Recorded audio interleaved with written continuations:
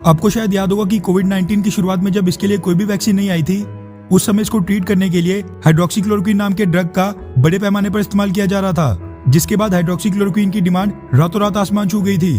अब क्योंकि भारत पूरी दुनिया के फार्मास्यूटिकल सेक्टर का एक बड़ा मेजर प्लेयर है, ऐसे में मदद के लिए दुनिया के सभी देशों का भारत की तरफ देखना तो लाजमी था। मगर उस समय भारतीय सरकार ने बस भारत ही नहीं, अमेरिका समेत पूरी दुनिया को हाइड्रोक्सीक्लोरोक्विन, लाइफ सेविंग ड्रग्स और मेडिसिन की सप्लाई भेजी थी। ये बात भी सच है कि उस समय भारत के मुकाबले अमेरिका और बाकी के यूरोपियन देशों में कंडीशन ज्यादा खराब थी और हर दिन हजारों लाखों लोग मारे जा रहे थे।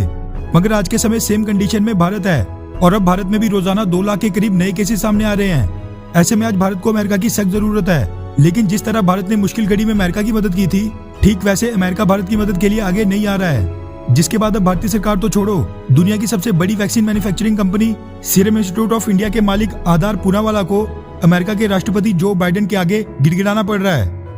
दरअसल financial express, money control, Hindustan times और कई बड़े बड़े मीडिया हाउसेस के वाले से मीडिया रिपोर्ट सामने निकल कर आ रही है कि पिछले कल सीरम इंस्टीट्यूट ऑफ इंडिया के मालिक आधार पूनावाला ने और कोई रास्ता ना देखते हुए डायरेक्ट अमेरिका के राष्ट्रपति जो बाइडेन के आगे हाथ जोड़कर मदद की गुहार लगा दी है।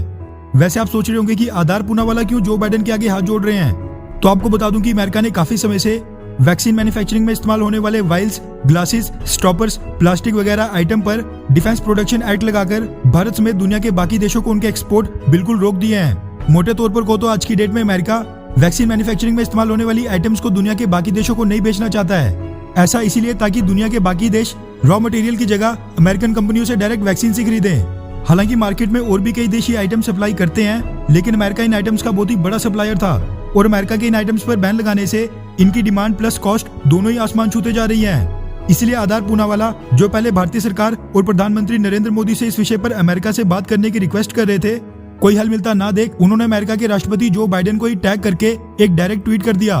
सीरम इंस्टीट्यूट के मालिक आधार पूनावाला ने अपने ट्वीट में लिखा, respected president of the United states, अगर हमें सच में एक साथ मिलकर इस वायरस को हराना है तो फिर अमेरिका के बाहर की वैक्सीन इंडस्ट्री की तरफ से मैं आपसे रिक्वेस्ट करता हूं कि वैक्सीन मैन्युफैक्चरिंग से संबंधित रॉ मटेरियल्स पर लगाई गई रोक को हटा दें, ताकि वैक्सीन प्रोडक्शन को तेजी से बढ़ाया जाए।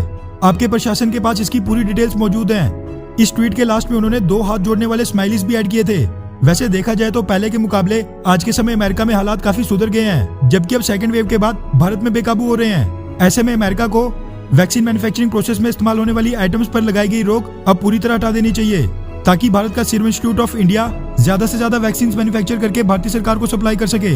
क्योंकि कोविड-19 की वैक्सीन की शॉर्टेज के कारण ही भारतीय सरकार ने वैक्सीन एक्सपोर्ट के सभी बड़े ऑर्डर्स पर पूरी तरह रोक लगा दी है और अब हाल ही में रशियन वैक्सीन स्पुतनिक 5 को अप्रूवल दे दिया है। वैसे क्या आपने कोविड-19 की वैक्सीन लगवा दी है, हाँ या फिर नहीं? अगर हाँ तो कौन सी वैक्सीन लगवाई है, नीचे कमेंट करके जरूर बताएं। अच्छा सुनो, चैनल को सब्सक्राइब करो, उसके बाद घंटी बजा देना ताकि अगली वीडियो आपसे मिस ना हो पाए। Thank you.